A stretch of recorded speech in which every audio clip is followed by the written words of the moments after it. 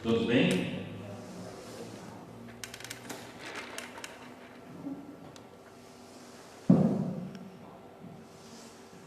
Que a paz do Mestre Jesus possa nos envolver, nos fortalecer, para que a gente possa seguir nosso caminho. Vamos aproveitar ao máximo, a gente passou um pouquinho ali do tempo, então vamos os avisos de forma mais rápida possível.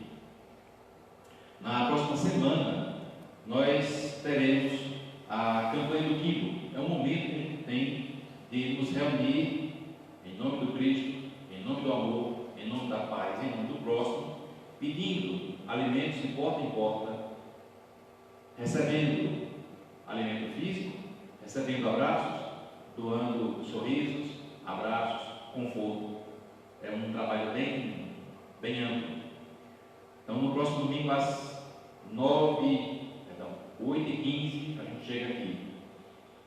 À noite, a palestra será com o Tiago Francisco, ele é lá do Centro Espírita Apolo, lá de Bezerros, e o tema dele será o tema Apaixonado pela Vida. Esse é um dos poucos, inclusive, que eu escolhi, dizendo a ele o que é que eu gostaria que ele falasse. Na próxima semana vai ser o Dia dos Namorados, né? Então vai dar para falar sobre relacionamento a dois, vai dar para falar, né, sobre vida, filho, família, e estar apaixonado pela vida, que é o melhor presente que Deus nos deu. Então, na próxima semana à noite, Tiago Francisco aborda do tema Apaixonado pela Vida. E hoje, pela segunda vez aqui com a gente, o pessoal gostou bastante da palestra dele. Vocês estão vendo ali, né? Wagner Andrade, mas ele disse que ele não está nem acostumado que chame ele de Wagner, né? Ele gosta de ser chamado de Vaguinho. Exato. Né? Então, ele sempre seja bem-vindo à nossa casa, que a gente, todos nós aqui que chegamos nessa casa, a gente se sinta bem aqui. E ainda mais do que isso, a gente possa retornar aos nossos lares melhor ainda. Ele é lá do Chico Xavier, também a casa chama-se Grupo de Estudos Espíritas Chico Xavier, lá de Caruaru, né? Coincidentemente é o mesmo nome da nossa casa aqui. Eu digo realmente que é coincidência, embora a nossa casa tenha depois, mas a gente nem sequer sabia que existia a casa lá, pois é. O Chico. Depois foi que a gente acabou descobrindo que tinha a casa com exatamente o mesmo nome. E ele vai abordar um tema muito importante para a nossa vida, para o nosso dia a dia, que é o amor e o auto-amor. Os trabalhos, né, da Casa Espírita, todas as atividades, sempre se iniciam com uma prece. Então, é uma forma de a gente entrar em contato já mais rapidamente com o alto, nos preparar para a mensagem. Então, vamos pedir ao nosso irmão Sábio para fazer a prece inicial e já entrando em sintonia para a palestra de hoje, falando sobre o amor e o auto-amor. Boa noite a todos. Neste momento em que nos reunimos em nome dos ensinamentos que o Mestre Jesus nos deixou, peçamos que possamos aprender da melhor forma possível, possamos nos concentrar, aliviar os nossos pensamentos, desacelerá-los, fazendo com que a espiritualidade possa nos auxiliar na melhor compreensão.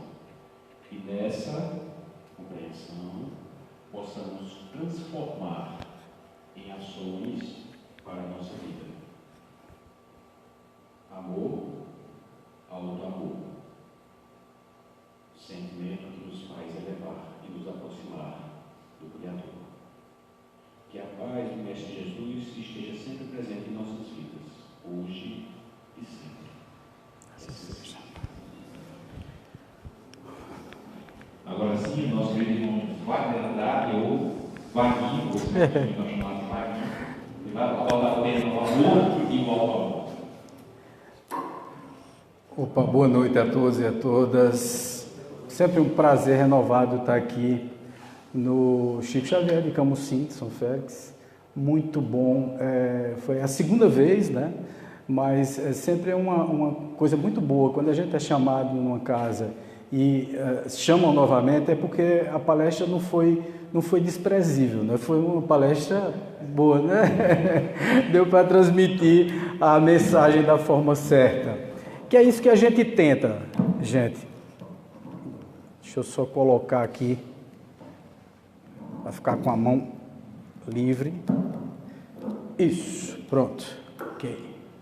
Então, na realidade, é sempre muito bom falar sobre o amor, mas principalmente falar sobre o amor e esclarecer de uma forma mais ampla o amor, né? Eu sempre costumo dizer que Chico Xavier nos trouxe o amor dentro da doutrina espírita e consolidou, na verdade, tudo que Kardec codificou na sua doutrina, principalmente em se falando dessa coisa do amor completo, não o amor, esse amor que a gente está acostumando dizer ultimamente, né? Ultimamente a gente tem falado do amor de uma forma tão banal, né? A gente tem comentado sobre amor, assim, eu amo meu sapato, tem gente que faz isso, né? Eu fico imaginando como é que se ama um sapato. Você pode gostar do sapato, né? Mas amar o sapato é um negócio meio esquisito isso. Mas as pessoas utilizam a palavra amor para, sei lá, para falar sobre coisas tão comuns, né? E o amor é uma coisa tão sublime, tão profunda, tão séria de ser falada, tão fantástica, né? De ser sentida e de ser transmitida para as pessoas. E vem exatamente esse tema, que é o amor e o auto-amor. Por que amor e auto-amor? É porque ninguém consegue amar ninguém se não se amar. Isso é uma das primeiras coisas, né? Então, se a gente não gosta da gente mesmo, se a gente não preza pela nossa própria vida, pela nossa própria integridade moral, física e psíquica principalmente, naturalmente você não vai conseguir dar nada a ninguém. Porque ninguém dá nada que não tem, que não possui. E aí vem toda uma história desse amor maravilhoso que aí Kardec revelou, Chico consolidou dentro da doutrina espírita, mas foi o nosso mestre Jesus que nos trouxe. Jesus que tinha uma visão de amor e uma visão do próprio ser humano completamente diferente. Ele, que é o nosso governador espiritual, nos trouxe assim revelações fantásticas há 2000 anos atrás. E há 2000 anos atrás era bem complicado falar do amor da forma como Jesus falava. Hoje é complicado quando a gente fala assim, amar o próximo como a si mesmo. É uma coisa complexa isso.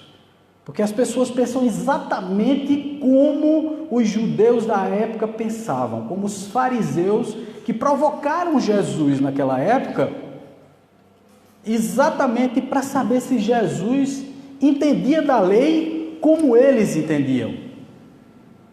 E para provocá-lo,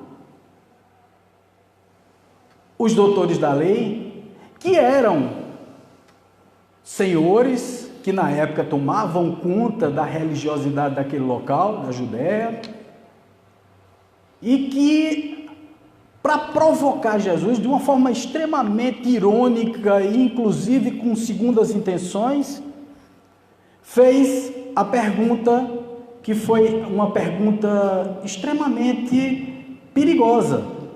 Por que perigosa? Porque Jesus precisava falar da forma certa, precisava mostrar que conhecia da lei, precisava principalmente demonstrar que não estava contra as leis mosaicas, contra a Torá, não estava contra o decálogo de Moisés. Quer dizer, Jesus precisava demonstrar ali, em poucas palavras, que conhecia muito bem das leis que regiam aqueles religiosos que estavam ali tentando o provar, tentando colocar ele em prova, tentando perguntar de forma extremamente maldosa, maliciosa, querendo jogar uma casca de banana. Que foi exatamente isso que eles fizeram. Esse, puxa vida, vamos ver se a gente pega o rapaz, né? Vamos ver. E aí veja, um galileu, uma pessoa que tinha, porque naquela época as pessoas da Galileia tinham pouco estudo, e aí pega um jovem e faz a pergunta: qual é a maior das leis? E Jesus, que foi exatamente essa pergunta, a pergunta dos fariseus, né? Qual é o maior das leis? A maior das leis. Né? Qual o mandamento maior da lei? E Jesus disse: amarás o Senhor teu Deus de todo o teu coração, de toda a tua alma e de todo o teu espírito. E amarás o teu próximo como a ti mesmo. Isso é de arrepiar, viu, Leandro? Eu fico emocionado só de falar nisso, porque é maravilhoso. Veja, Jesus, o que foi que ele fez nesse momento? Ele mostrou conhecimento da lei, né? Ele mostrou que sabia o que estava falando, sabia do que estava explicando ali naquele momento. Porque as leis judaicas da época, juntando o Deuteronômio, todos aqueles, né, o decálogo, toda a estrutura da lei mosaica, que eram 613 leis aproximadamente, 614 leis, mais o decálogo de Moisés, tinha muita lei. Então ele foi perguntado, ele foi questionado, e estava lá. Amar a Deus sobre todas as coisas era uma das principais leis. Mas aí ele contrapôs e disse assim: e amar o teu próximo como a ti mesmo. Nesse momento, o que é que Jesus faz, né? Jesus coloca duas leis como as leis principais e interdependentes: amar a Deus sobre todas as coisas e ao próximo como a ti mesmo.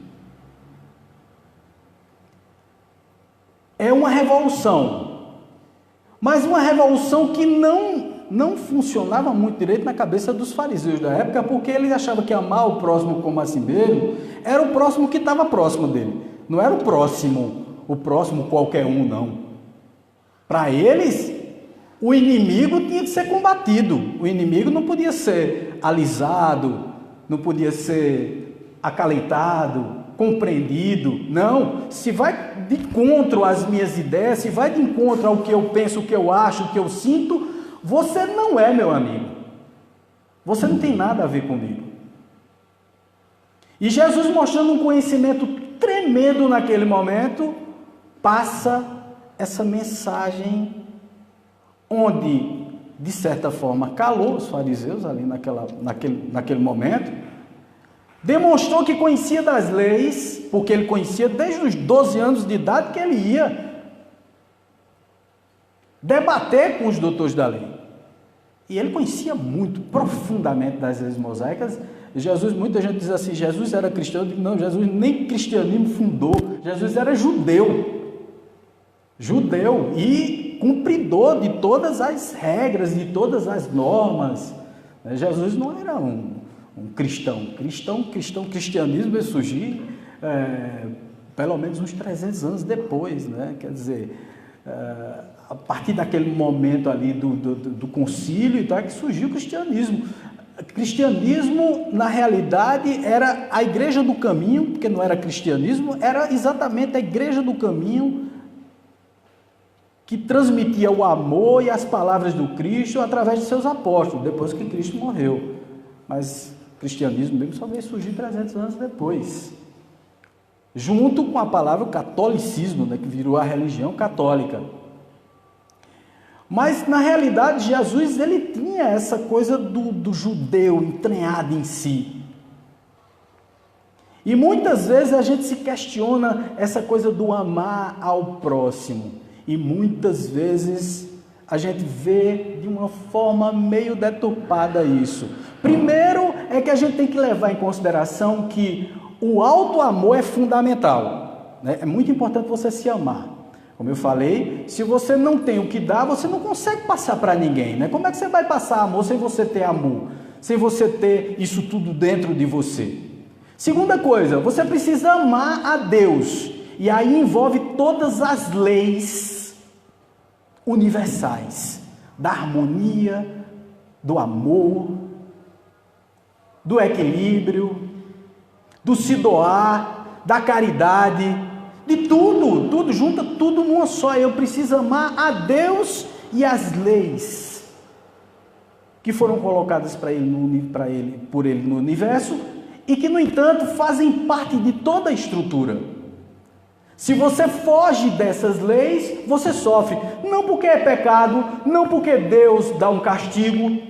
Não é castigo, é porque você saiu da harmonia das leis do universo. Então você precisa amar a si, amar a Deus e as leis de Deus, e amar o próximo, porque essas três coisas estão juntas. Elas não estão separadas. Elas não podem ser dissociadas, elas não podem ser colocadas, cada uma, bom, eu amo a Deus, mas daí a amar meu próximo, não, aí vai uma distância muito grande. O camarada faz uma covardia danada comigo, então eu vou amar ele. E Jesus depois, não junto dos fariseus, Jesus ainda completou. Ele disse, você tem que amar ao próximo como a si mesmo, inclusive amar os seus inimigos. Porque amar amigo é muito fácil também. Ah, não, fulano de tal é meu amigo, então eu amo ele, né? Eu amo demais, eu tenho um verdadeiro carinho por ele, porque ele é uma pessoa aproximada de mim. É muito fácil amar o pai, amar a mãe, amar o irmão, amar aquele amigo que está junto de você o tempo todo. Danado é você amar quem lhe coloca cruzes de ferro, que foi definido inclusive por Emmanuel, cruzes de ferro e cruzes de palha. Inclusive, Emmanuel esclarece que as cruzes de ferro são até mais fáceis de serem superadas, né? Quem são os amigos que lhe colocam cruzes de ferro? São aqueles que lhe provocam, né? Lhe caluniam. E essas cruzes de ferro são engraçadas.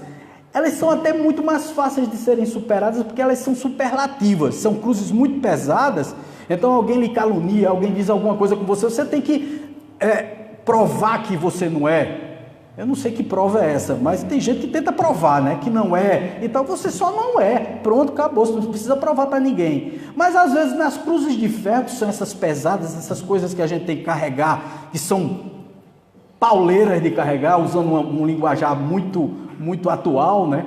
Então são cruzes que são difíceis de carregar, mas dá para você superar. Às vezes você vira até Marte, quando alguém lhe calunia, diz alguma coisa contra você e tal, e quer provar do contrário, todo mundo fica do seu lado e diz assim, tá vendo?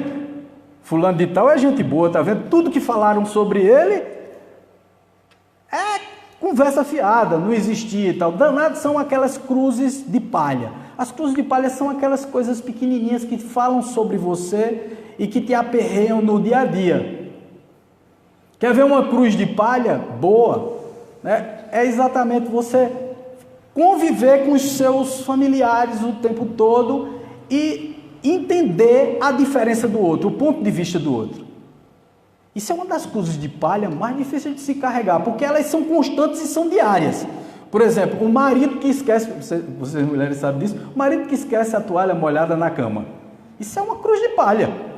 Né? Aquela cruzinha que ele coloca lá e tal, e vai somando na sua vida, e você vai dizendo, puxa vida, e é todo dia, e não tem esse negócio de tranquilidade não, né? Você vai recebendo ela, né? É o marido que aperta demais o tubo da pasta de dente, e aí você chega lá e vê a pasta de dente. É a mulher que está o tempo todinho, né, querendo comprar coisas e tal, e levando cartão de crédito, estourando cartão de crédito no shopping. Essas são as cruzes de palha que a gente tem que carregar no dia a dia, e são muito mais difíceis do que as cruzes de ferro, porque as cruzes de ferro são desafios assim, muito pesados, né? muito difíceis de serem superados, mas na hora que você encara essas cruzes de ferro, é uma doença, é uma calúnia, é uma difamação, é alguma coisa que alguém conversou sobre você, sobre sua capacidade profissional, sobre sua honestidade. Essas aí você consegue, na hora você fica chocado, chateado, triste, é um baque danado, mas aí, se você é uma boa pessoa, e se você é uma pessoa que vai transformar tudo aquilo numa coisa melhor, admitindo inclusive que pode ter errado em alguns momentos, você supera facilmente. Danado é a cruz de palha. A cruz de palha é aquela que você tem que suportar mesmo. E por que casamento se acaba tão cedo, né, hoje em dia? É porque as pessoas não conseguem mais carregar as cruzes de palha por tanto tempo. Porque simplesmente não respeita, eu vou usar uma palavra aqui que é uma palavra da gente, né? Não respeita o pantinho do outro, né? Porque o outro tem um pantinho danado, faz tal coisa, né? E aí você não consegue admitir aquilo, e você ignora, e você fica bravo, e você vai carregando aquilo vai te dando mau humor. Quer ver uma cruz de palha difícil de carregar na nossa sociedade? É você sair de casa e alguém te trancar no carro e você se controlar suficientemente para não chamar um palavrão ali naquele momento. É uma cruz de palha. É a cruz da convivência com o outro, é a cruz da convivência com o próximo. Então, veja o sentido disso tudo, né? Eu me colocar no lugar do outro. Poxa vida, por que é que alguém passou por minha frente e me trancou com o carro? Por que aconteceu isso? Será que aquela pessoa não estava com algum problema? Não estava numa situação muito difícil? Será que não tinha alguém doente dentro do carro e por isso a pessoa cometeu essa barbeiragem, né? Então, se colocar no lugar do outro e até se doar para o outro é uma das coisas mais difíceis que existe no mundo. Eu me lembro aqui de uma história, e eu botei aqui, inclusive, porque eu achei muito interessante a história, que é a história do senador Túlio Cícero, né? Que era senador de Roma e escreveu várias cartas. E uma das histórias que ele conta é uma história de Pítias. Pítias, que era um filósofo e defendia na época dele, defendia a ética, defendia os bons costumes, defendia o povo em relação aos impostos. E Pítias viveu exatamente na Sicília, que era exatamente uma época muito difícil, onde o imperador realmente trabalhava contra o povo. Na época, a antiga Sicília se chamava Siracusa. E Dionísio era um imperador desses selvagens, né? Imperador que realmente exigia do povo e era injusto. Como eram os imperadores naquela época, era muito difícil você ter um imperador que realmente fosse aquele camarada justo com o povo, que não cobrasse os impostos e tal. Geralmente naquela época era uma opressão. Os reinados, os imperadores dos reis daquela época eram imperadores cruéis, né? E o Pítias começou a criticar o Dionísio, e criticou tão ferozmente, de forma tão assintosa, que o Dionísio se chateou. Dionísio chama... Muito obrigado. Dionísio chama Pítias e diz: Pítias, olha, veja só, você precisa parar com isso.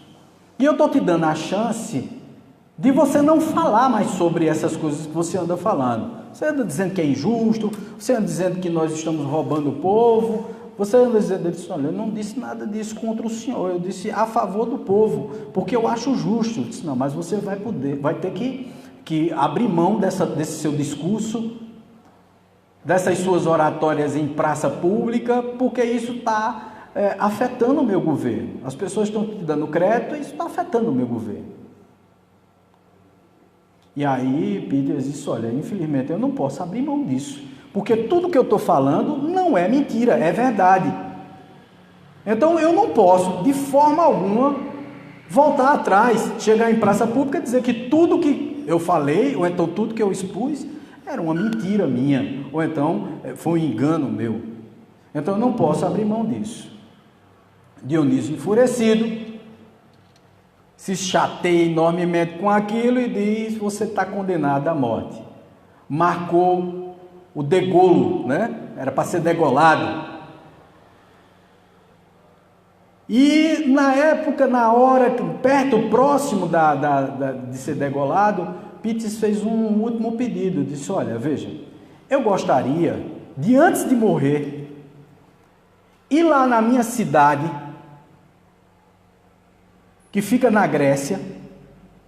Eu vou atravessar o mar. Quem conhece mais ou menos o desenho da Itália sabe que a Sicília fica bem na pontinha da bota ali, próximo já das ilhas gregas, da Grécia, essa coisa toda. E aí Peter disse, não, eu quero ir lá na minha cidade, na Grécia, e eu gostaria de ir lá para poder ajeitar as coisas, né? Falar com minha mulher, dizer que eu vou morrer, ajeitar as contas, pagar os empregados, resolver os problemas das minhas propriedades e tal, eu preciso resolver as coisas lá.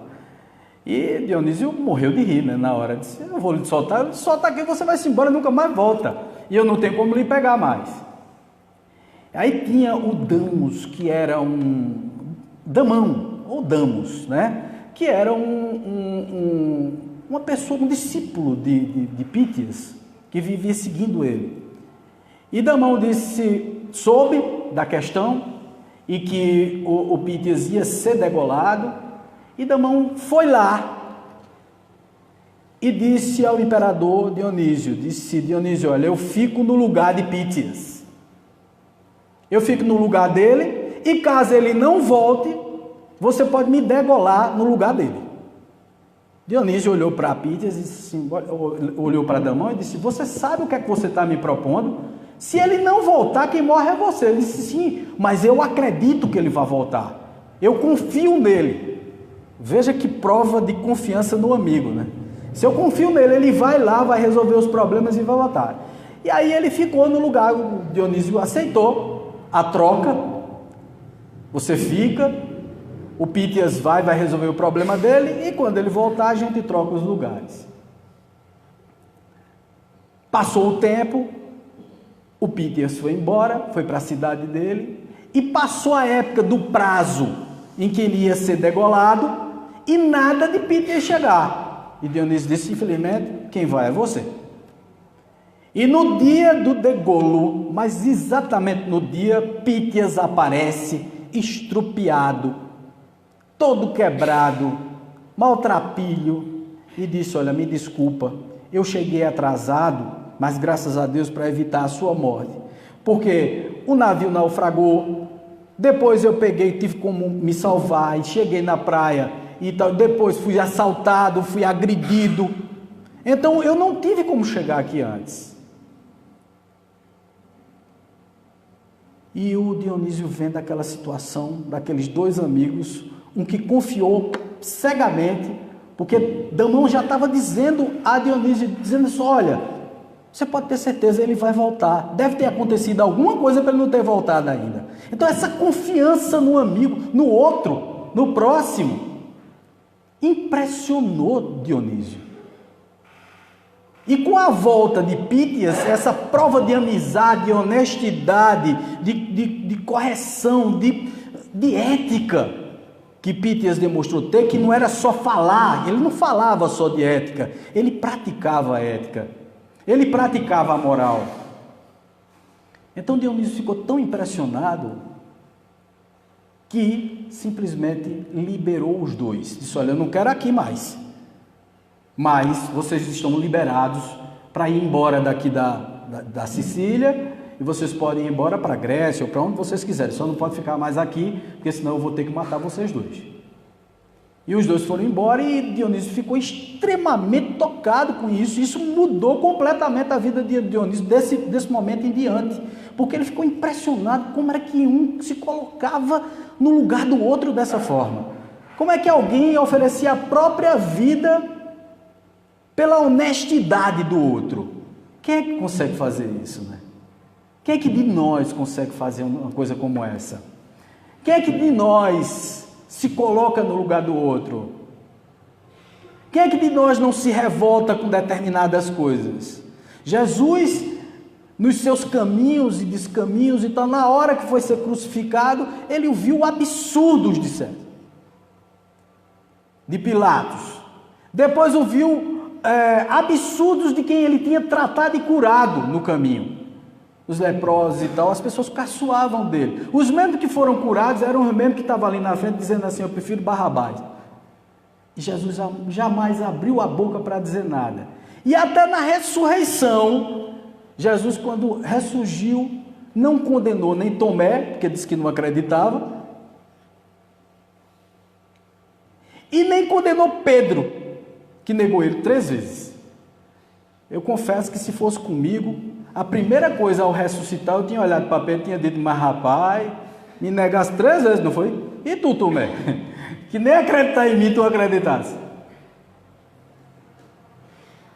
Então, quer dizer, a gente é muito falho, a gente comete muito essas coisas aqui na Terra e acha que isso tudo é extremamente normal, mas Jesus já prevendo isso, Jesus colocou todos os seus posicionamentos evangélicos através dos evangelistas, e ele disse assim: amai a Deus sobre todas as coisas e ao próximo como a ti mesmo, e sobretudo ele disse: sedes perfeitos como o vosso Pai o é.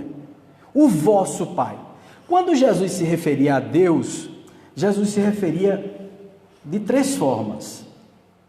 Era o meu Pai, o vosso Pai e o nosso Pai. O meu Pai, o vosso Pai e o nosso Pai. Quando ele falava o nosso, era o Deus que tanto a humanidade conhecia e podia compreender, como ele também, lógico, que conhecia muito profundamente a Deus. Quando ele dizia o meu Pai, sendo perfeito como o meu Pai o é, ele estava querendo dizer ali que era o Pai que vocês, quer dizer, os humanos, as pessoas que estavam ali na frente, não compreendiam, não alcançavam o poder do perdão, o poder da beleza de um Deus soberanamente justo e bom. Aliás, não era nem o poder do perdão era do vosso Pai. Porque Deus não precisa perdoar ninguém. Só quem perdoa é quem ficou magoado. Deus não fica magoado com você, Ele é onisciente, já sabe o que vai acontecer com você de todo sempre. Ele já sabe o que você vai fazer. Ele já sabe o que você vai praticar. Então ele não precisa lhe perdoar. Não, eu estou pedindo perdão a Deus. Não se dê esse trabalho. Você peça perdão a você mesmo, a sua própria consciência. Porque o que pesa é a sua consciência. O seu pecado é a sua consciência. Então não peça perdão a Deus, peça perdão a você mesmo. Faça as coisas diferentes do que você vem fazendo ultimamente. A última palestra que eu dei aqui, o Leandro, foi exatamente sobre a conveniência moral.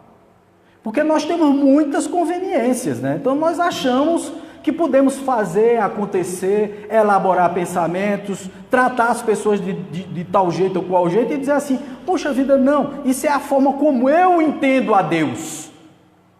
É muito interessante isso. Isso é a conveniência moral. As pessoas querem colocar um Deus que é um Deus ajustado à moral de cada um, ou à falta de moral de cada um. Que é aquele Deus que, não, ele se ajusta ao meu pensamento. Então eu posso fazer todo tipo de bandalheira, que está tudo certo. Deus não está ligando para isso. Realmente, Deus, ele sabe que você vai fazer essas besteiras todas. Muitas pessoas chegam para mim e dizem assim: puxa vida, eu não acredito em Deus. Eu digo: o problema não é você não acreditar em Deus. O danado é no dia que ele deixar de acreditar em você. Agora, você não acreditar nele, isso é besteira. Você não precisa acreditar nele, ele já acredita em você, está tudo certo, está tudo uma beleza, está ótimo isso. Deus acredita em nós, Deus é onisciente, onipresente, soberanamente justo e bom. Deus sabe de tudo, sabe o que vai acontecer agora, sabe o que vai acontecer daqui a um pouco tempo, sabe das falhas que eu vou cometer. Se ele é onisciente, ele sabe do passado, presente e futuro. Vocês concordam comigo? Então, lógico que ele sabe o que é que eu vou fazer. Eu tenho que ter a condição de entender o meu Deus e começar a praticar, por exemplo, o perdão. Esse é um amor que eu tenho a Leandro, a dona Risonete, a Hamilton. São formas de Deus me transformar nesse Deus que Jesus disse assim: o vosso Deus. O vosso é o que eu entendo como Deus. E eu posso praticar o perdão. Eu posso perdoar. Eu sim posso perdoar. Deus já te perdoou. Deus já sabia o que era que ia acontecer na tua vida. Já te perdoou há muito tempo. Aliás, ele não precisa te perdoar. Ele é um ser maior do que isso. Ele é soberano, ele é íntegro, ele é grande, Ele é incompreensível, a nossa mente não consegue compreender a Deus. Esse Deus que Jesus compreendia, não é o Deus que ele disse, sede perfeitos como o vosso Pai o é. E muitas pessoas têm confundido isso, amando coisas que não deveria amar, colocando o amor em lugares onde não deveria colocar. Porque na realidade, muitas vezes, acha-se que ali aquela palavra amor cabe com sexo, por exemplo. Vocês já viram que as pessoas confundem muito amor com sexo? O ato sexual pode vir com um amor, mas pode vir sem um amor. Vocês concordam comigo? Vocês concordam comigo que os animais fazem sexo, mas não fazem amor? Concordam? Então, muitas vezes a gente diz assim, não, eu fiz amor com fulana de tal. Bom, não sei se foi amor mesmo, porque pode ter sido um sexo com amor, ou pode ter sido um sexo sem amor. O sexo que eles chamam de saidinha, né? Vamos dar uma saidinha, ou amizade, na minha época era amizade colorida, tá, gente? Eu não gosto muito de falar desse negócio da minha época, não, porque a gente já se denuncia, não é não, Leandro? O camarada já fica sabendo qual é a idade da gente. Mas a amizade colorida, o que é? É exatamente isso, é utilizar a palavra amor, eu vou fazer amor. Você não está fazendo amor. Você não está praticando o amor realmente. Então, vamos lá. Nos relacionamentos, fazei aos homens tudo o que quererais que eles vos façam. Isso é um dos pontos principais. Isso é uma coisa que foi trazida das religiões orientais, inclusive. De todas as filosofias orientais.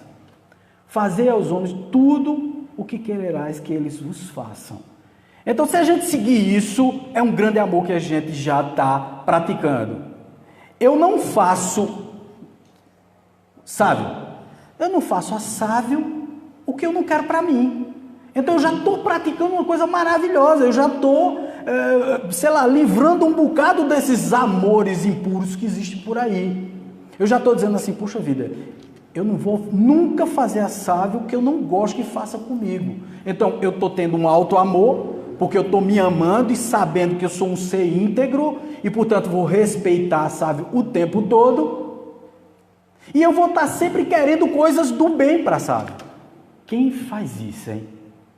Aí vem as cruzes, novamente, de palha. Sábio muitas vezes faz alguma coisa que me desagrada. O ponto de vista dele não é o meu ponto de vista. E aí eu já reajo ferozmente contra sábio. Mas, Wagner, você não gosta do seu ponto de vista, por que você não dá crédito ao ponto de vista do outro? Ou então, ao menos, respeita o ponto de vista do outro. São outras cruzes de palha que nós carregamos na vida e não temos tolerância suficiente para poder superar essas cruzes de palha. Trabalhar essas cruzes de palha no nosso dia a dia. Superar o desamor que nós temos em relação os nossos desafetos, a pessoas que nos desagradam profundamente e que a gente chama de energia que não cruza com a minha. Quem é que não tem esse negócio de energia que não cruza com a minha? Não, fulano de tal, rapaz, ela parece que, rapaz, não cruzou bem, meu espírito não se deu com o dela. E interessante é a gente chamar assim, meu espírito, como se a gente não fosse um espírito. Meu espírito, parece que eu tenho um corpo, assim, o corpo sou eu, e eu tenho um espírito. Não, é o contrário, viu, gente? A gente tem um espírito que tem um corpo, e não um corpo que tem um espírito. Então, veja, o raciocínio. Não, eu não me dou bem com fulano de tal, então, portanto, assim, as almas não cruzam. Você sabe que isso é provado cientificamente, que muitas vezes não tem nada a ver com a parte espiritual, essa coisa de você antipatizar com alguém. Vamos ver aí um exemplo bem claro. Veja só. Você estava no útero da sua mãe, lá para o 8º, 9º mês, e a sua mãe não lhe queria de jeito nenhum. Sua mãe usava um perfume, alfazema. Tá? Alfazema. Sua mãe usava alfazema. E aí você, lá no útero, já recebe as impressões do não querer. Da malquerência, né? Sua mãe não queria você no mundo. Você nasce, sua mãe continua usando alfazema. Você é maltratado durante a infância toda. Depois, durante a adolescência, sua mãe morre.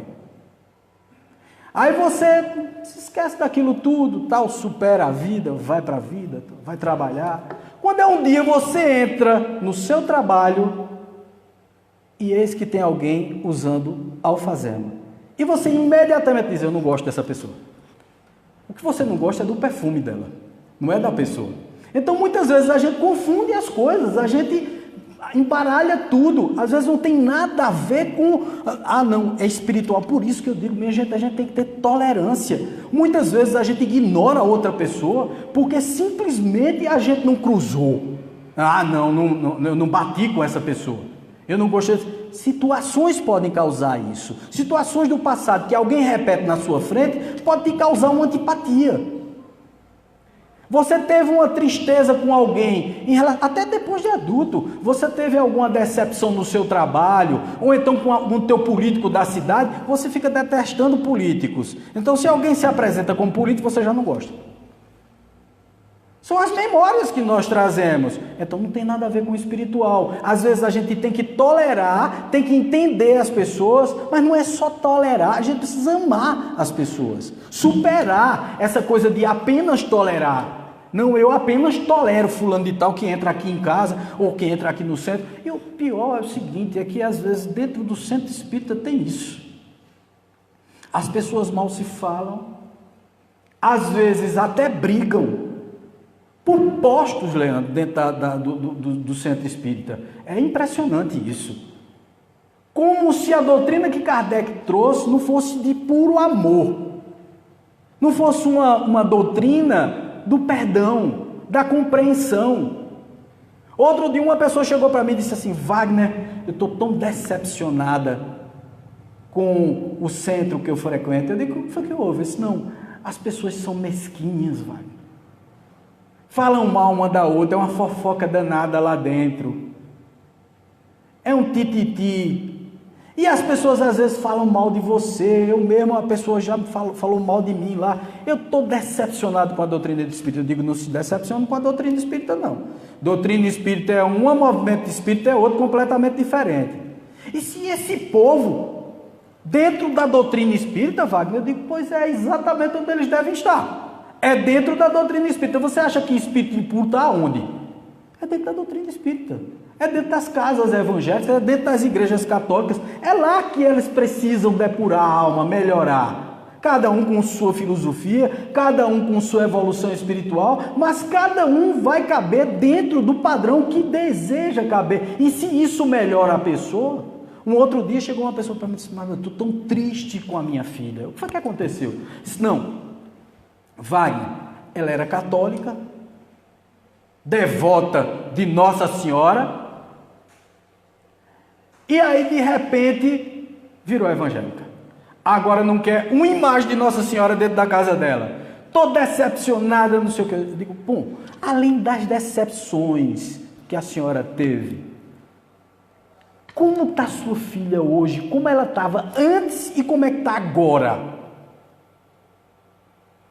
Veja o que é o amor, como é que a gente tem que colocar o amor no próximo, se amando. Porque é o seguinte, essa compreensão da diferença do outro, da melhoria do outro, só se dá quando a gente entende que a gente precisa se melhorar, precisa ser melhor a cada dia. Aí eu perguntei, como é que está ela? Wagner, ela parece que a igreja evangélica fez muito bem.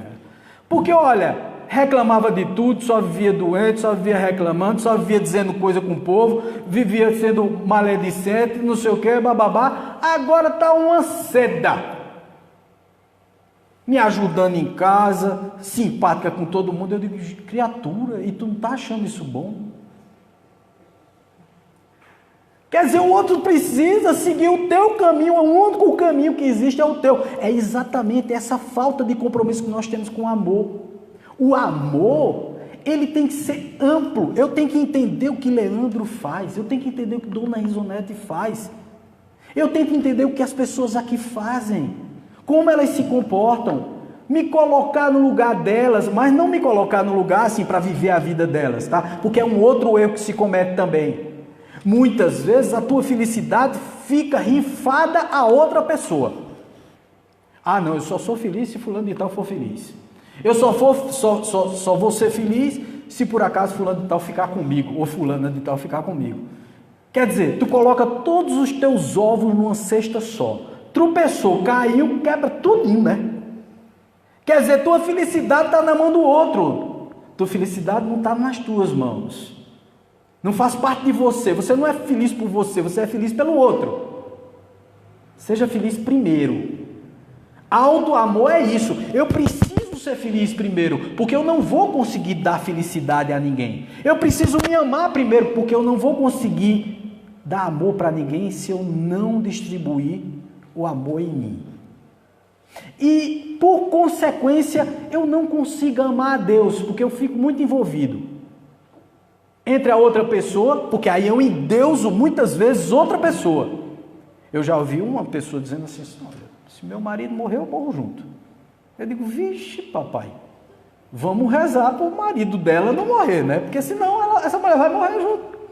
E é o que acontece muito. Chega num determinado tempo, cada um vai no seu tempo, a pessoa vai e o outro fica e entra em depressão. A tristeza é normal, comum. Tanto é que Chico Xavier, que uma das atitudes mais belas que eu já vi na minha vida, Chico Xavier, como espírita, muitas vezes apareciam as mãezinhas lá que perderam seus filhos. Chico, como espírita, podia chegar junto e dizer, minha irmã, não precisa chorar não, ele está no plano espiritual maior. Sabe o que era que Chico fazia? Se agarrava com a pessoa e chorava junto com ela. Porque nesse momento eu preciso estar com o outro, eu preciso estar no lugar do outro, eu preciso sentir o que o outro está sentindo, mas não me entristecer com o outro. Compreender apenas o que o outro está passando. Nos lutos, lógico que eu vou ficar triste. Wagner, eu soube que tu é espírita. Eu digo, sou. Mas Wagner, vem cá, me diz uma coisa. Quer dizer, tu não fica triste com morte, não, é, bicho? Eu digo, fico muito triste. Assim, mas tu não sabe que tem outra vida? Eu digo, sei, mas fico triste. Mas a minha tristeza não passa do limite. Entendeu? Eu não vou ficar depressivo porque alguém morreu. Eu não vou ficar depressivo porque alguém me deixou. Eu não vou ficar depressivo. Por quê? Porque eu sei que eu preciso me bastar. É o auto-amor. Eu preciso me autopreservar. Isso em todos os aspectos, gente. No psicológico, no físico. Quer ver um exemplo do físico? Eu preciso me amar fisicamente. Por exemplo, eu agora, né, como eu não tomei café, já estou com fome, né? Então, quando chegar em casa, vai ser lá para as 10 horas da noite. Se eu comer 2 pratos de feijoada daquele caprichado, vou conseguir dormir? Então, eu preciso me preservar fisicamente. Então, eu tenho que ter amor ao meu físico. Preciso me preservar fisicamente. Auto-amor. Para eu passar o amor que eu tenho, inclusive no plano espiritual, me desdobrar e ir trabalhar nos hospitais espirituais, com a espiritualidade, ajudando pessoas que desencarnaram, pessoas que estão doentes, sem compreender a situação dos desencarnados, assistir palestras no plano espiritual, que é tão bom, né? Quem já teve a oportunidade de dormir e se ver assim diante de um palestrante daqueles bons, é muito gostoso. Você não consegue com um prato de feijoada no bucho. Não consegue. Não tem jeito. Porque o seu estômago está trabalhando. Você não consegue dormir, meu amigo. Você não consegue dormir direito. O teu organismo está trabalhando para processar a comida que você comeu. Então não tem saidinha de corpo. O espírito fica o tempo todo ali tomando conta. Porque os órgãos estão trabalhando a todo vapor para poder, né, depurar todo aquele entulho que você comeu. Quer ver o psíquico? O cuidado e o auto-amor psíquico é fundamental. Gente, vigiai e orai. Você sabe o que você faz todos os dias? Você fica dependendo do Facebook e do Instagram. E sabe o que é que normalmente nós fazemos? Nós ficamos olhando a vida dos outros. Então você abre aí vê a foto dos outros e diz assim, o outro, porque geralmente, né, as pessoas são de fantasia, né? Então as pessoas mostram ali a maior felicidade do mundo. Estou bem feliz, contente, aparece às vezes com as taças de champanhe, com a garrafa de vinho, comendo, viajando. Eu nunca vi ninguém tirar fotografia de momentos ruins da própria vida. Então você, cá, pobre mortal, quando olha aquilo, você diz, meu Deus, eu sou um miserável mesmo, porque eu estou aqui sofrendo. Eu estou triste, e essa pessoa está feliz desse jeito. Então, o mundo de fantasia dela te incomoda. Quer ver uma outra coisa psíquica que te incomoda e que se você não tomar cuidado, no teu alto amor você se prejudica? É ver coisas ruins. Tem gente que se acorda pela manhã, pasmem, primeira coisa que fazem, liga, eu vou citar o nome do programa, Na Hora da Justa, a Hora da Justa, pá, veja, é beleza, é uma maravilha aquilo ali. Se você tirar na minha época, eu vou dizer de novo, na minha época tinha botão rádio, né? Então se você tirar o botão, jorra sangue, porque fulano morreu, Beltrano foi assassinado, não sei o que, papai, você já acorda com aquele veneno.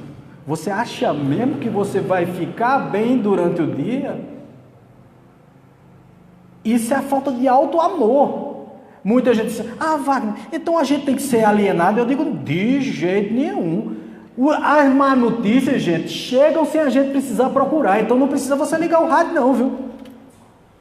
Quando você for no meio da rua, alguém vai lhe dizer que alguém foi assassinado, que alguém morreu e tal. Mas você precisa mesmo ficar vibrando em cima disso?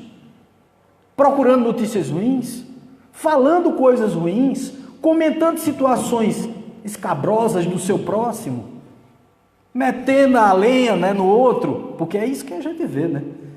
A gente vê muito um metendo a lenha no outro.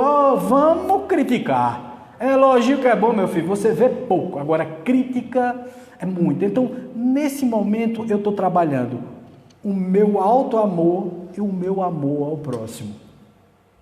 E ao mesmo tempo, como eu estou colaborando para o equilíbrio universal, eu estou amando a Deus. Deus quer sentir o nosso amor de forma profunda, equilibrada. Diferente desse amor que a gente acha, não, eu vou ficar o tempo todinho ajoelhado rezando para Deus. Essa semana o Papa saiu com uma que eu achei fantástica. Isso, o que é que adianta estar dentro da igreja distribuindo fel, ódio, conversa mole? Ele só não disse isso. Então, é preferível um ateu a um católico desse jeito. Veja o que o Papa... Eu não sei como aquele Papa não já foi impedido. Não houve um impeachment do Papa. Porque, sinceramente, ele fala coisas assim que são fortes. Tem coragem, entendeu? De dizer as verdades. Outro dia ele saiu com outra. Sobre não se chama mais homossexualismo, a homoafetividade. Ele disse, são os nossos irmãos, ninguém pode tratar o outro pela sua escolha sexual. Vamos respeitar o outro. Isso é amor, gente. Isso é amor, eu estou amando a sua opção. Eu não sei como é que não foi empichado ainda o Papa. Porque ele diz cada uma coisa que você fica assim de queixo caído. E nós, nos centros espíritas, precisamos amar mais os nossos companheiros de jornada espírita. Kardec trouxe uma revelação, gente. Uma revelação moral e filosófica através da ciência. Ele perguntava aos espíritos, os espíritos respondiam a ele. Ele conversava com os espíritos diziam a ele, olha, é desse jeito. Olha, é o Cristo. Achei maravilhoso essa frase do banner, né? Cristo é a nossa meta, o nosso objetivo, é o nosso norte. Cristo é o nosso norte. Eu não posso me comparar com Cristo. Não posso, mas eu posso perseguir. Eu posso perseguir os objetivos. Que é o meu objetivo do perdão, é o objetivo da compreensão. É entender que nem sempre porque o outro discorda de você, ele está contra você, não. Olha, discordar, qual é o problema? Não tem problema nenhum, não. Se preserve, tanto quanto possível, se preserve dos maus pensamentos, das más situações. Se alguém está lhe querendo mal, é lógico que você não vai estar, porque é o seguinte, o perdão que Cristo colocou foi aquele perdão de se colocar no lugar do outro, mas veja, se o outro está fazendo alguma coisa que vai prejudicar a tua evolução, você nunca viu Cristo. Cristo andava assim, com os criminosos e tal, todos eles arrependidos. Com Maria Madalena, ao levantar, ele disse, vai e não peque mais. Era a recomendação do Cristo. Se distancia disso, está distante de mim. Está distante de Deus. Quer dizer, está distante da harmonia das leis universais, as leis naturais. As mesmas leis naturais são as leis universais, são as leis de Deus. São a que equilibra a sua consciência. Se eu não durmo bem de noite, pode catar. Alguma coisa eu fiz durante o dia, ou eu ando fazendo em algum momento. Tá? Então, na realidade, o equilíbrio da minha mente está diretamente, proporcionalmente ligados a essa minha disponibilidade de perdoar, de olhar o outro de uma forma diferente. Sem críticas, sem pensamentos de, não, fulano de tal tem que fazer assim, fulano de tal tem que fazer assado. Eu julgo, nós julgamos as pessoas demais. Nós criamos situações, gente, que são situações insustentáveis, porque se o outro começar a se chatear com você, acaba a amizade. Vocês concordam comigo? Que pode se acabar a amizade completamente, porque se o outro souber do que você anda falando sobre ele, acabou a sua amizade, destruiu-se tudo. Gente, se alguém não está localizado no seu pensamento, poxa, deixa o outro chegar. Se o pensamento dele está ruim, se a forma dele pensar está complicada, não critica não, deixa a coisa rolar, deixa o mundo tratar disso. Você pode aconselhar? Aconselhe, converse com a pessoa. Às vezes esse conselho não é bem ouvido, não tem problema, você fez a sua parte. Não é querendo ser superior a ninguém, mas sim dar a mão ao outro, ajudar o outro a evoluir da mesma forma como você está evoluindo, pensando bem. Mas não critique, porque na hora que você critica, sua evolução já ficou abaixo. E Kardec nos trouxe uma coisa maravilhosa. São 3 passos fundamentais para você evoluir dentro do espírito, ou para ser um espírita de verdade. Para ser um espírita de verdade, porque muita gente é simpatizante, né? Simpatizante do espiritismo não é espírita, é simpatizante. Mas para ser espírita, o que é que você deve fazer? Primeiro, estudar muito, porque sem estudo, sem instrução, nada funciona.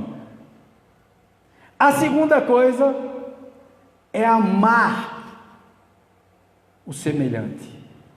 Caridade, fundamental, amar. Ou a primeira coisa é amar, a segunda estudar. Espíritas, amai-vos. A segunda, espíritas, instruí-vos. Mas tem uma terceira, que é a mudança íntima. Não adianta absolutamente nada, tudo que vocês estão vindo aqui, se ao sair daqui, aparece uma cruz de palha. Sabe qual é a cruz de palha? E eu vou dizer, foi você que arrumou ela. Porque você chega lá aí fora do Chico e para o carro na garagem de alguém. Isso é uma cruz de palha que você está arrumando, viu? Pode ter certeza. Porque o camarada vai lhe esculhambar. E você, que não está preparado, pode estourar. Então o grande lance é, eu não tenho que criar situações para ser repreendido de forma alguma. A segunda coisa é, tudo que eu escuto na doutrina espírita, eu preciso praticar e estudar. Por quê? Porque é fé raciocinada. Não é porque me dizem, é porque eu entendi que é razoável. É razoável a fé espírita.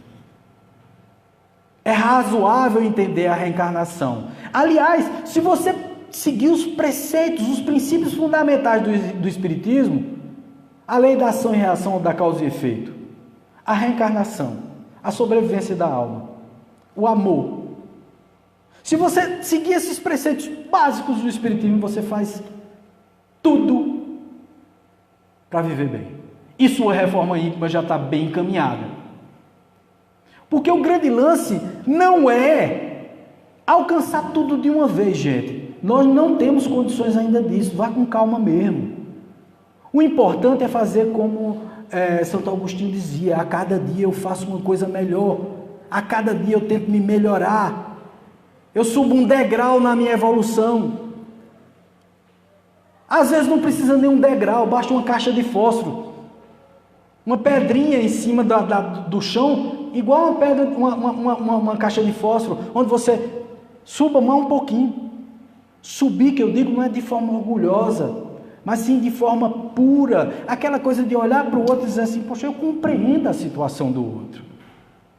Se eu chegasse para vocês aqui e dissesse assim: puxa vida, o que é que vocês acham daquelas situações onde uma criança chega precisando de sangue no hospital, o pai chega com ela, mas o pai, me parece que é adventista, né?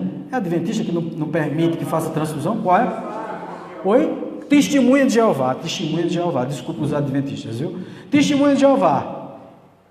E aí a criança está lá, precisando de sangue, quase morrendo, e o pai prefere que ela morra do que receba o sangue. Você se revolta, não se revolta? E aí aconteceu uma coisa como essa.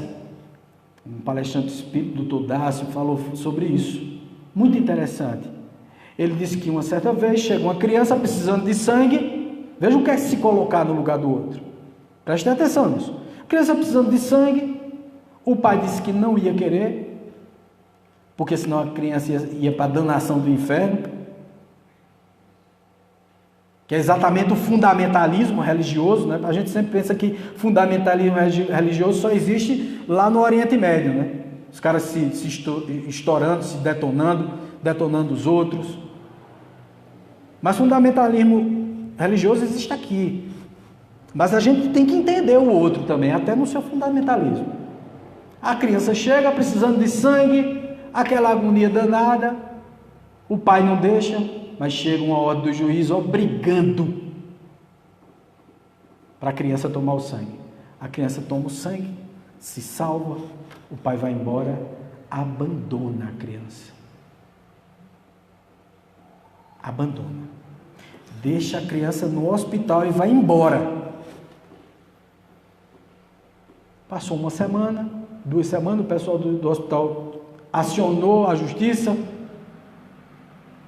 Aí obrigaram o pai a vir pegar a criança. O pai chegou morrendo de chorar, porque tinha deixado a criança, mas que precisava deixar. Porque na visão da religião dele, que ele tem fé profunda naquilo lá, a criança dele agora vai para o inferno. Ela ia morrer sem sangue, mas ia ser salva. Mas agora que tomou sangue, vai para o inferno. Então ele vai, antes ela tivesse morrido e tivesse ido para o céu, do que agora salva no corpo físico, mas condenada ao fogo do inferno quando morrer mais tarde. E ele morria de chorar em relação a isso. Veja que situação difícil isso. Não é difícil da gente compreender? É muito difícil, gente. Se colocar no lugar do outro é muito difícil. Mas se você pensar direitinho, dentro da ótica dele, ele está certo. Preste atenção nisso. Eu estou falando da ótica dele, da visão dele. Ele acredita piamente naquilo. Ele acredita com todo o seu coração, sua alma. Então, para ele, a criancinha dele vai para o inferno. E quem fez isso foram os médicos. É uma coisa absurda? É. Nós aceitamos? Não, não aceitamos. Isso não tem lógica? Não tem, é exatamente isso. Esse é o problema, não ter fé raciocinada. É que muitas vezes a gente coloca o amor em coisas que não existem, em coisas que não têm cabimento. A gente acredita em coisas que não deve acreditar, mas eu preciso compreender o ponto de vista desse pai, eu preciso compreender.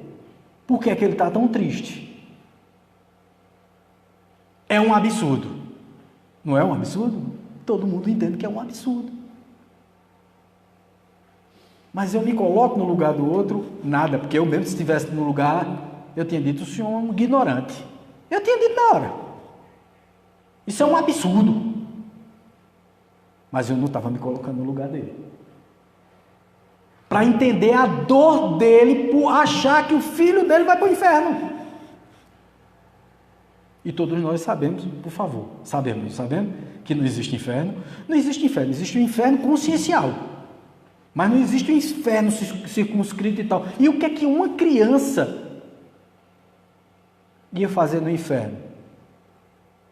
Aquela criança que ainda nem viveu essa vida, ela pode ter as suas falhas de outras vidas, ela é um espírito devedor, etc e tal, mas naquela vida ela não fez nada. Uma criança de 3 anos de idade, que está ali para ser salva. E que provavelmente ele não levou em conta isso, provavelmente vai ser um médico no futuro, vai salvar pessoas, vai ser alguém do bem, vai construir prédios, vai ensinar pessoas, vai fazer com que a humanidade se desenvolva, mas ele não vê por esse prisma. Entendam isso. A gente precisa muitas vezes se colocar no lugar do outro. O homem-bomba que eu tinha falado. Alguém entende o homem-bomba? Todo mundo vai dizer, aquele é um fanático, um louco, tem que ser preso, ser detido, ser morto. Mas vocês já imaginaram que o homem-bomba acha que está fazendo aquilo para o bem da humanidade? Ele acha isso. Vocês estão percebendo a sutileza disso? A seriedade de se colocar no lugar do outro, mas sem ser o outro, é apenas entender a posição do outro e não ignorar. Eu não concordo, mas eu não ignoro. Eu não quero que ele morra, porque a maioria diz, um homem-bomba, oxe, só presta morto. Alguém tentou esclarecê-lo, alguém tentou conversar com ele, não, ninguém quer saber disso, né? Quem quer chegar perto de um homem-bomba? Vai explodir junto. Mas nós precisamos, veja, são casos extremos, não é isso que eu exemplifiquei. Colocar no lugar do outro, amar o outro do jeito que ele é. Você só tendo um auto-amor muito grande e um amor a Deus fantástico para você chegar nesse nível. Eu confesso a vocês, eu ainda não possuo isso. Se algum de vocês aqui possui esse amor completo, inteiriço, eu parabenizo muito. Mas nenhum de nós tem esse amor profundo, descomprometido. E muitas vezes alguém chega assim, ó Wagner, esse negócio, por exemplo, de fazer caridade, que a tua mão direita não veja o que a esquerda deu, ou vice-versa, seja lá como for, mas uma mão não pode ver o que a outra fez, não é assim? E muita gente diz assim, não, ninguém pode me fotografar, eu estou doando cestas básicas, nós fazemos a campanha do quilo, o povo vai lá, fotografa, não, essas fotos não podem sair, porque espírita não divulga o trabalho. Espírita divulga o trabalho sim, gente, para que as outras pessoas se mirem no exemplo e comecem a fazer aquilo ali. Você sabe qual é a verdadeira caridade? A caridade se dá com você quando você faz e nem nota que está fazendo. Você está fazendo o bem, mas você nem nota. Alguém é que lhe alerta e diz assim, mas rapaz, tu está só fazendo coisa boa. Aí você diz, oxente, eu estou fazendo o que de coisa boa? Eu nem notei que estou fazendo nada de bom. Eu estou fazendo a minha obrigação, eu estou cumprindo com o meu dever. Isso é caridade. É quando você não nota e que é para os outros, não é para você. Todas as vezes que envolve o seu interesse, deixou de ser caridade. Por exemplo, muitos confundem caridade com filantropia. Caridade é exatamente dar com a mão e não ver com a outra. É jogar as duas mãos no trabalho. A filantropia não. A filantropia você fica pensando em doar para poder ter desconto dos impostos, para poder aparecer. Já fulano de tal é um filantropo, é um benemérito mundial, e não sei o que e tal. O cara pega status com aquilo ali. Eu não vou citar aqui nome nenhum, mas tem muitos assim. Isso não é caridade, isso não é o amor ao próximo. Isso é amor a si próprio só, e egoisticamente. E esse amor egoísta por si próprio causa o orgulho, a vaidade, o preconceito, porque você acha que só você é o bom. Não é esse auto-amor que eu estou falando. Eu estou falando do auto-amor de você se preservar, de você cultivar o amor dentro de você. A saúde, o bem-estar do outro. E aí, fazendo isso, você consegue fazer a caridade para o teu próximo. Você consegue estender a mão. Você consegue parar de falar na hora de falar de alguém. Não, Leandro fez alguma coisa e tal, aí chega o outro, vai falar para ele e tal, aí estão os dois conversando, eu chego e Leandro diz, ó, tu soubesse. Eu digo, rapaz, eu nem soube e nem quero saber, mas rapaz, tu é grosso. Eu digo, não sou grosso, é porque é o seguinte, eu sou fofoqueiro mesmo. Então se tu disser a mim, eu vou terminar dizendo ao povo. Não, mas é um segredo. Sim, se é um segredo, guarda para você. Não me fale não, pelo amor de Deus, porque eu sou muito imperfeito. Eu vivo dizendo, eu não sou baú para guardar segredo. Eu não sou baú. Então não venha me contar segredo não. Se for desses maledicentes, tu soubesse o que fulano fez. Eu digo, não me conta não, senão eu conto. Senão eu vou ficar pensando mal. Está entendendo? A gente ainda é perfeito demais. Então todos os dias que a gente faça uma coisinha do bem, nem que seja mínima, atravessar uma pessoa com dificuldades ou com problemas físicos, a rua, ouvir alguém, as queixas de alguém, os problemas que alguém tem, sem julgar, porque a gente tem que escutar sem julgar, a gente tem que ouvir sem colocar um juízo de valor, aquilo ali necessariamente, aquilo tem que ser do meu jeito, ou então você tem que fazer desse jeito. Não, escute, apenas escute o outro. Isso é um grande bem que você faz. Vocês já perceberam que as pessoas que são mais amadas são aquelas que mais escutam? Já perceberam isso? Se você vai falar com alguém e alguém vai se intrometer, mas você não deve fazer isso, não deve fazer aquilo, não deve fazer... Você fica logo chateado. Como dizem por aí, você se arreta logo, não quer mais saber do papo com essa pessoa. Por quê? Porque você se chateia, aquilo ali não é legal, não é bacana. Espere, deixa o outro falar, deixa o outro desabafar com você, isso é um grande bem que você faz.